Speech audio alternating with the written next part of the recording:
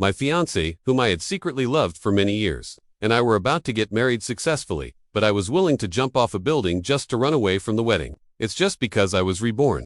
In my previous life, I had been married to her for more than 20 years, and we were seen as a model couple by everyone.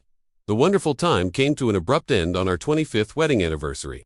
She committed suicide, and what's more, she committed suicide together with her first love. I murmured in front of her tombstone, "Do you regret marrying me?" I knew I wouldn't hear a response, and I just blurted out my own answer. "I regret marrying you." When I woke up again, I was back to the time before the wedding. I decided to run away from the wedding this time. Let's just be the most familiar strangers. Unexpectedly, when she found me again, she was terminally ill, and she actually said to me, "I have never regretted marrying you, whether in this life or the last life. The only person I have ever wanted to marry is you." When I opened my eyes, someone patted me on the shoulder. In a trance, I saw the door open, and Daphne, who had passed away 10 years ago, was standing on the stage in a wedding dress. Under the illumination of the lights, she was as holy as an angel descending to earth. The exclamations of admiration from the audience couldn't even be covered by the music. Everyone was praising the bride's beauty, but I was so scared that I broke out in a cold sweat. Someone reminded me that it was time for me to walk towards the bride, and I was the one who specifically requested this part of the ceremony. But now, I just took a glance at Daphne on the stage from a distance. She curved her lips into a smile, but I firmly held on to my belief and turned around to run outside. The wedding is cancelled. There's no way I'm going to marry her. The scene immediately descended into chaos. The hotel was huge, and in my panic, I couldn't find the right exit for a while. Daphne's relatives and friends all chased after me. My future father-in-law had an unpleasant expression on his face and looked at me with a frown of dissatisfaction. "Julian, the wedding has started. Stop fooling around and go back to complete the ceremony." I shook my head firmly.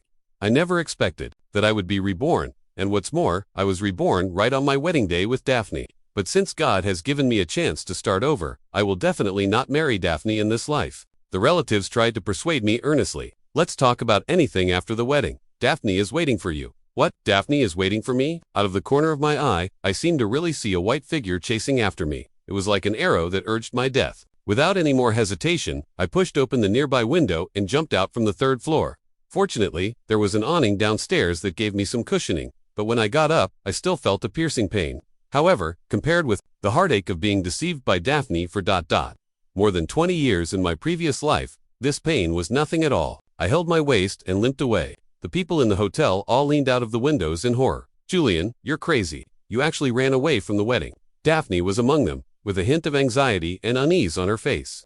"Julian, what are you doing? If you leave, what will happen to our wedding? If it were me in my previous life, I would never have been able to do such a thing. But now, Daphne choosing to marry you was the biggest mistake I've ever made. I've decided to correct this mistake. Remember, it's me who doesn't want you anymore." I didn't look at Daphne's reaction and hailed a taxi, leaving in style. I knew, better than anyone, that Daphne's white wedding dress wasn't worn for me. She didn't want to marry me at all. The memories in my mind surged. I still remembered going to the police station at that time. The police asked me, "Do you know any information about the man named Henry who committed suicide with your wife, Daphne?" I was so confused and helpless at that time. I spent more than 20 years in my previous life, but still couldn't see this woman clearly.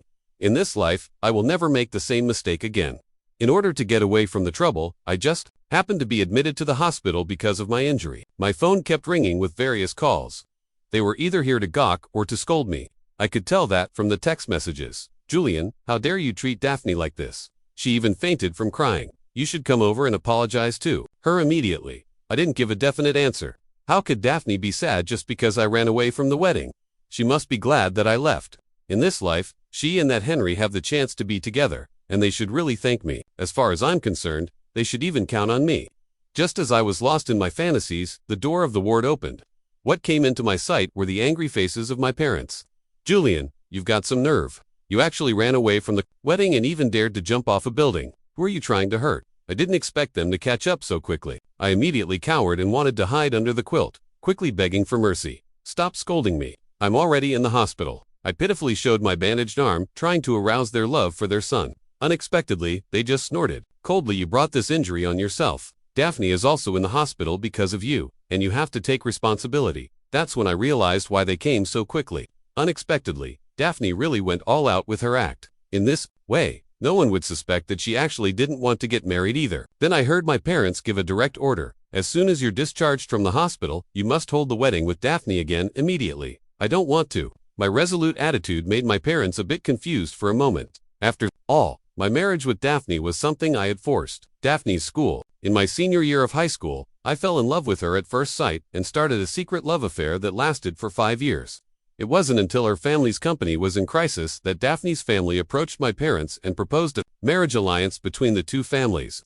At that time, I was overjoyed when I heard the news. I made a great effort to persuade my parents to agree, but now I've changed completely. They couldn't accept it for a while. Why? It was a female voice that asked the question. My parents quickly moved aside, and to my surprise, it was Daphne. She had already changed out of her wedding dress and was wearing a hospital gown.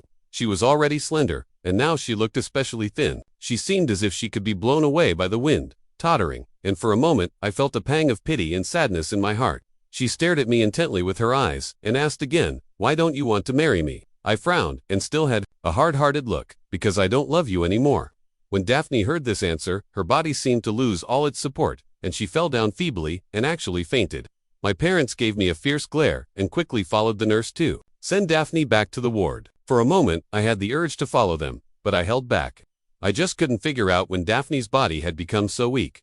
Was she acting? After that, my parents were angry with me and never came to see me again. My friend came to visit me in the hospital and gave me a thumbs up. "You're really something. You made Daphne so angry. You used to like her so much and chased after her for a long time. Why did you give up when you were almost married?" I waved my hand. "It's too easy. I don't want to chase after her anymore." "Then let me chase after you from now on." I looked up, and Daphne, who had been discharged from the hospital, was standing at the door of the ward, smiling at me. "I don't want to see you." I gave her a merciless order to leave. She wasn't angry either. She walked in with a thermal lunchbox in her hand and served me soup on her own. "I cooked you some bone soup. Drink it while it's hot." My friend sensed that something was wrong and left immediately. I was left alone, facing Daphne. I had a stern expression on my face. Daphne held the bowl in front of me and coaxed me like a child. "Smell it. It's so fragrant." The familiar smell wafted into my nostrils. In my previous life, I had been married to Daphne for more than 20 years, and we were seen as a model couple by everyone. Even I thought so myself. She was considerate in everything. However, she often missed various festivals and anniversaries because of her busy work. But she would always apologize to me and prepare all kinds of gifts, all of which were things I liked or had casually mentioned. Daphne, a young lady who had never done any housework before, even learned how to cook on purpose. She cooked by herself when she was at home. She said she felt sorry for my weak stomach, so I learned how to make all kinds of soups. This bowl of bone soup was my favorite. I once thought it was a sign that she cared about me, but later I found out. Thinking of this, the soup in front of me didn't smell fragrant anymore. I turned my head away. I didn't want to drink it, and I didn't want to see you. "You should leave now." Daphne bit her lip tightly, and her whole body seemed to be shaking. It took her a long time to force a pale smile. "You don't have an appetite. Now I'll put it aside. Remember to drink it when you're hungry." I didn't want to listen to her, so I just got under the quilt. Daphne didn't leave for a long time, and there were some rustling sounds outside. It was only when the door was closed that I stuck my head out. The ward had already been cleaned by Daphne, and she had also arranged a bunch of flowers in a place where I could see them. As soon as I raised my eyes, I scoffed at it. "You're really good at acting." For the next few days, Daphne would show up punctually in the morning, at noon, and in the evening every day. She would also bring carefully prepared food. I just never ate any of it. I ignored her. Then she would decorate the ward, making the room as warm and cozy as home, and it even faintly resembled the room she and I had in our previous life. This made me feel even more uncomfortable living here. As soon as Daphne left, I directly went through the discharge procedures to go home, but I was still being too optimistic. As soon as I got home, Daphne came to my house. She attentively massaged my parents' backs. "Uncle and Aunt, if you feel that your shoulders are not comfortable, I can come and give you a massage at any time." My parents looked at me, who was coming downstairs, and greeted me. "Julian has just been discharged from the hospital. You can give him a massage first." Daphne immediately looked at me, and her eyes seemed to be full of anticipation. I understood what was going on. I was sold out by my parents. I could actually understand why my parents suddenly became satisfied with Daphne. Before I knew Daphne's true nature, I was also deceived by her tenderness and thoughtfulness. But what exactly was Daphne seeking? I slapped my head in annoyance, and then remembered that Daphne's family came to propose the marriage alliance because there was a problem with their company's capital chain. Daphne was probably afraid that my family wouldn't help. She was overthinking it. In my previous life, after Daphne's family got through the difficulties, they really developed very well. This was definitely a profitable investment. After figuring this out, when I looked at Daphne again, my eyes turned into that of examining an investment target, and I became much milder. When my parents saw that my attitude had softened, they quickly pushed Daphne towards me. Daphne lost her balance and fell towards me like a fallen leaf. I instinctively caught her and was surprised to find that the body under her clothes was extremely thin and frail. She was so light that it seemed there were only bones left, as if she would shatter with a little force. I frowned when I met Daphne's eyes as she raised her head. Her face was already blushing with shyness, and her eyes were filled with joy. But I was very irritated and roughly pushed her away. Daphne swayed for a while before she steadied herself, but she still looked very happy when she looked at me. Even my parents gave me a meaningful look. It was as if my resistance was just me being coy. I couldn't stay in this house anymore. I had something to do. I won't be staying at home tonight. I directly grabbed my phone and walked outside. Daphne persistently trotted after me. Wherever I went, she followed. When I was about to drive, she actually tried to open the door of the passenger seat. I was extremely annoyed. "Stop, can you stop bothering me?" My voice was a bit loud. Daphne seemed to be frightened and stood there, stunned, with her shoulders involuntarily shaking. Looking at her weak appearance, I felt even more annoyed. I thought, "No, you want the funds from my family. Don't worry, even if we don't get married, I will still invest. Are you satisfied? If you are, then leave quickly." Seeing that she didn't respond, I directly stepped on the gas pedal and left. In the private room of the bar, people I didn't know very well were all discussing my deeds. "Julian, you're so amazing. You just dumped the campus belle you had chased, and even ran away from the wedding directly.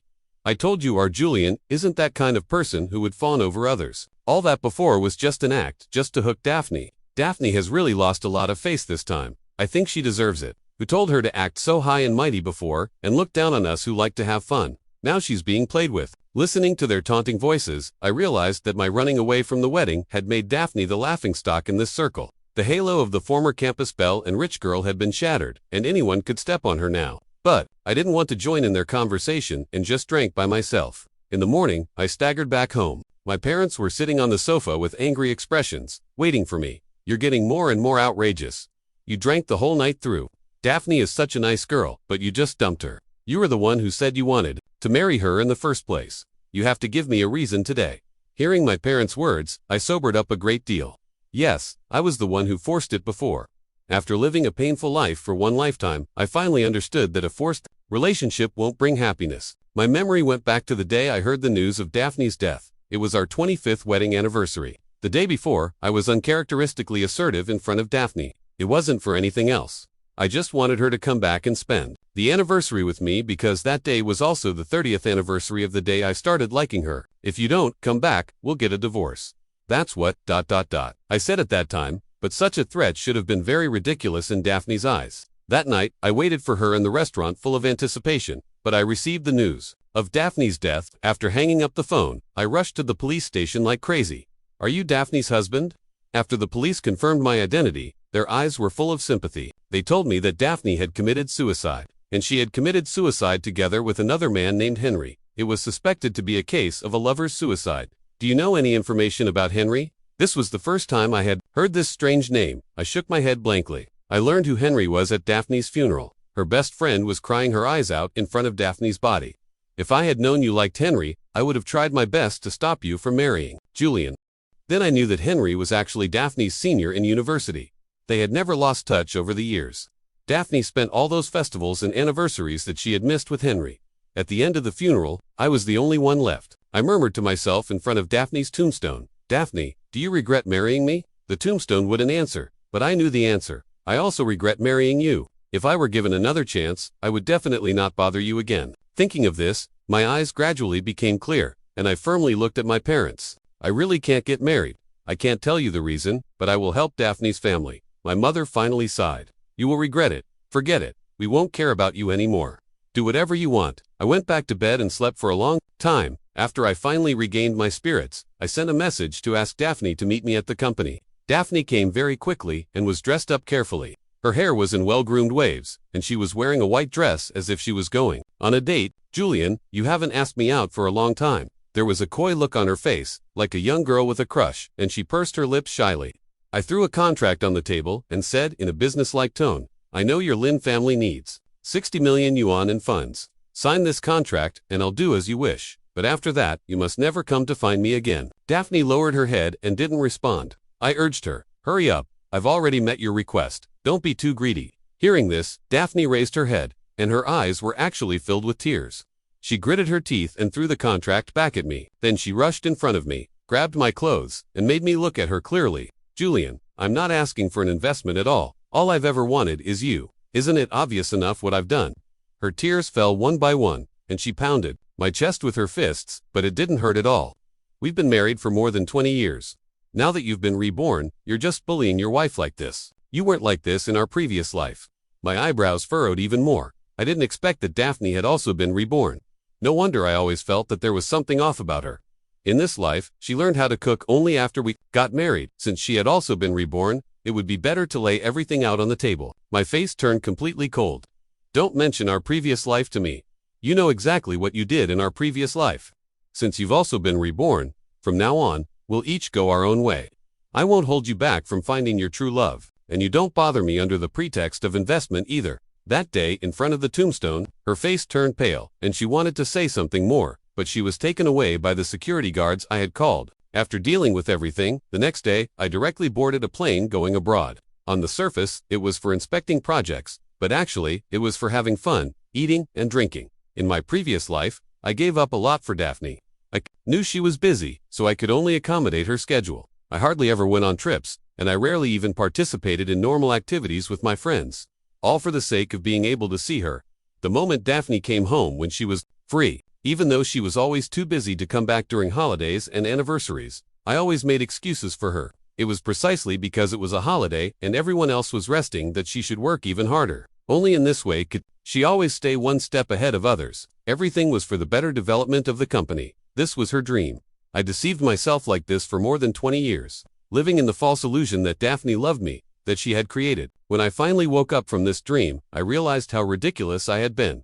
Why should I waste my precious time on a woman? However, no matter how much I tried to avoid hearing news about Daphne, there were always some thoughtless people sharing it in the group, hoping to make fun of her. On Monday, Daphne is really good at pretending. She goes to Julian's house every day to curry favor. Our Julian doesn't want her anymore and has run abroad. She actually pesters his parents. How can Daphne be so shameless? On Tuesday, Daphne actually accompanied Julian's parents to a banquet. She completely regards herself as the daughter-in-law of Julian's family. Have uncle and aunt been deceived by her? On Wednesday, Daphne came to the club that Julian often goes to. Is she here to find our Julian or to find another man? On Thursday, Daphne is like a crazy woman. She's looking for Julian everywhere, but no one is willing to tell her where he is. She deserves it. The news stopped for 2 days when the Gossip King came out to report news about Daphne again. She was actually in the hospital again, but no one in the group felt sorry for her. Here we go again. Daphne is in the hospital again. Is she acting? Does she want our Julian to feel sorry for her and come to find her? She's real. I looked at the messages that were quickly scrolling past and fell into silence.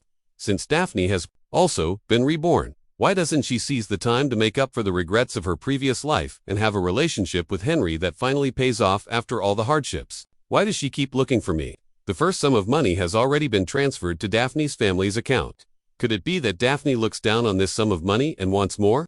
After I married her in the previous life, the money of the Julian family was hers. I almost gave her full authority to handle it. The amount was not comparable to just 60 million yuan. If Daphne has been reborn, her appetite will only be bigger now. As for being sick and hospitalized, I know her body all too well. As long as she doesn't try to harm herself, it's easy for her to live to be 60 or 70. She's just acting now.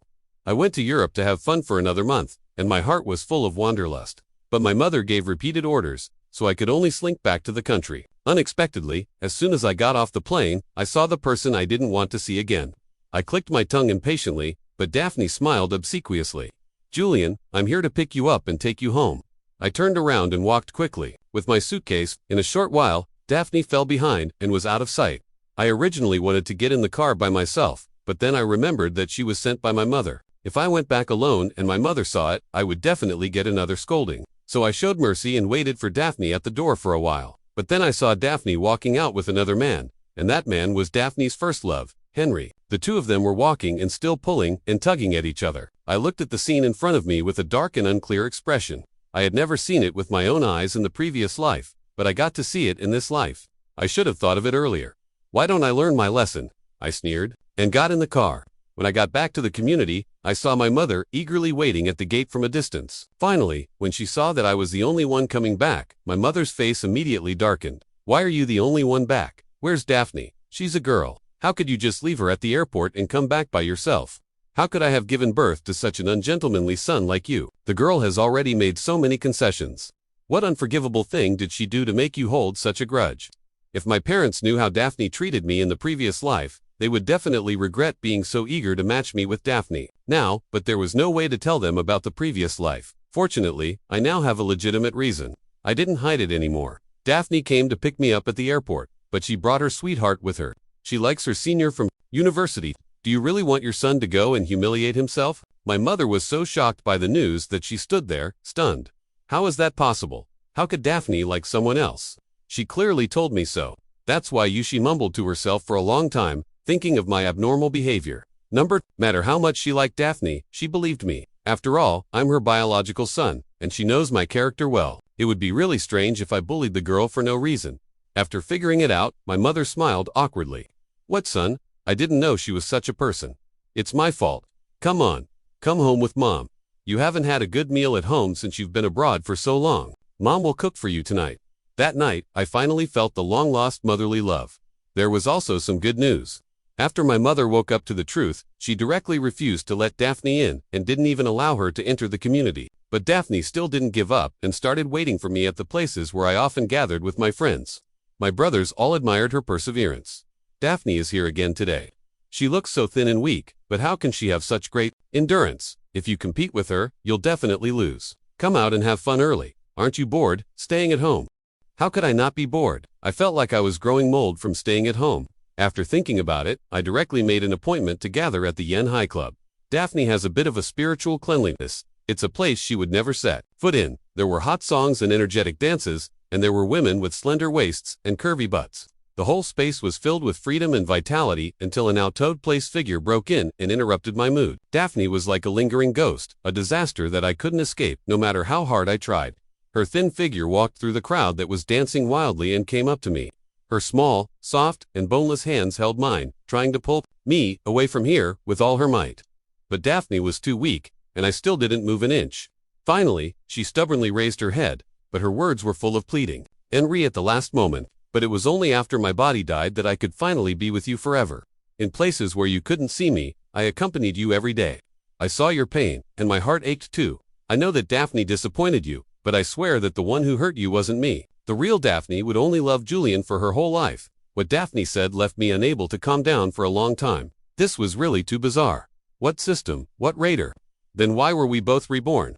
It's the compensation given by the system for it occupying my body, so I was reborn because of the deal Daphne made with the system. I stood there in a daze, my heart beating rapidly. Emotionally, I had accepted her explanation, but rationally, I still couldn't see the Daphne of the previous life as two different people. The wounds I once suffered are truly real. When Daphne saw that I still wasn't willing to forgive her, she smiled bitterly.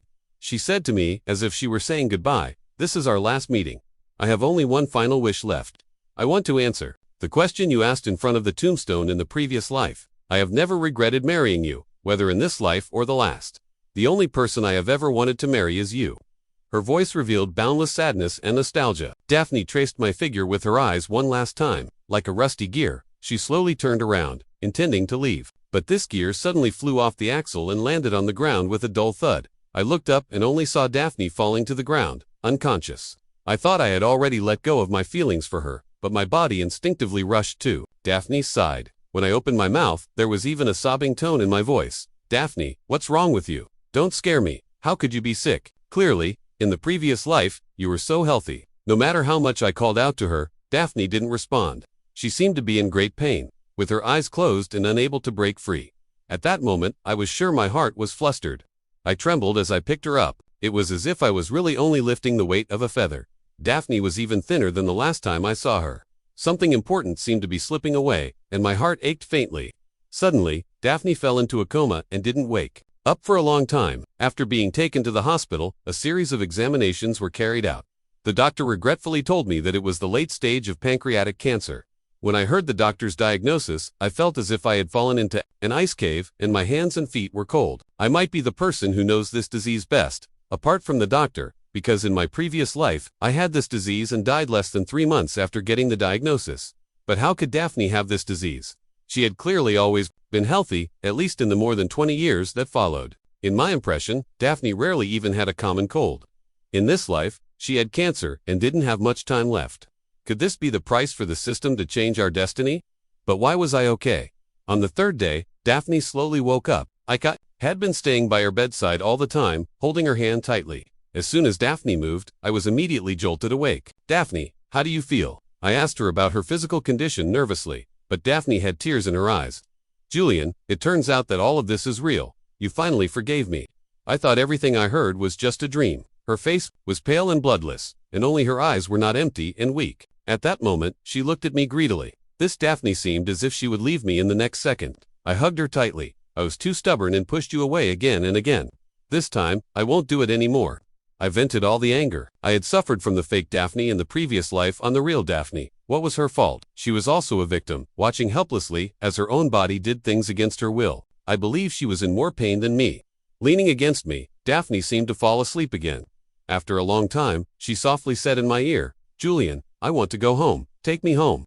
The doctor told me that Daphne's physical condition was deteriorating rapidly. 1 month might even be an optimistic estimate. It was recommended that she stay in the hospital so that adjustments could be made in a timely manner. But Daphne didn't want to waste her last moments in the hospital. I took her back to the home of our previous life. Daphne's spirit seemed to have recovered a lot, and her face was a bit more ruddy. But I knew that she was just holding on. In the dead of night, Daphne was in excruciating pain in bed, curling up her body, trying to adjust her position to relieve the pain. But I knew that no matter what, the pain that went deep into her bones wouldn't go away. She couldn't sleep all night long, and I lay on the side crying silently, my tears soaking the bedsheets. But I could only pretend to be asleep and act as if I didn't know. How could I not be distressed to see my loved one suffering? I knew every one of her symptoms best, and I could feel her pain as if it were my own. But as soon as the sun rose and the sunlight shone into every corner of the room, we would act as if nothing had happened. Daphne would smile and go to the kitchen to make soup for me, but actually, she would give instructions while I washed and cut the vegetables. After Daphne tasted the best soup, it would all end up in my stomach. "It's really delicious. I want to drink the soup you make for a whole lifetime, my wife. Then I'll make it for you for a whole lifetime." But it seemed that our lifetime was very short. We missed each other in the previous life. In this life, we cleared up the misunderstanding. But we still had to face the situation of being separated by life and death. Later, she was in so much pain during the day that she couldn't move. I would hold her, and the two of us would sit on the rocking chair in the garden. When she closed her eyes to rest, I would tell her about the silly things I had done after I fell in love with her at first sight when I transferred to the school in my senior year of high school. Daphne would be tickled so much that she'd laugh until she coughed. Then she would tell me a secret in a mysterious way. I thought Daphne really had a lot of secrets hidden in her, and she had endured so much.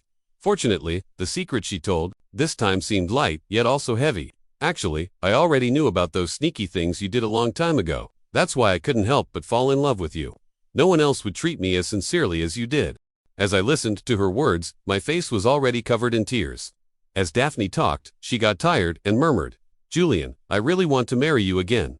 I love you so much." I forced myself to hold back my sobs with my last bit of willpower, and tried to speak each word clearly. "You're already my wife. You're the only one for me in this life. I love you." The gentle breeze blew through the branches and carried away the precariously hanging fallen leaves. The fallen leaves swayed and finally landed on the ground. The Daphne in my arms closed her eyes and lost her breath. After a long time, I finally burst into tears like a child. Why on earth, Daphne? We couldn't have an ordinary love affair." I cried for a long time, so much that I had hallucinations in my eyes.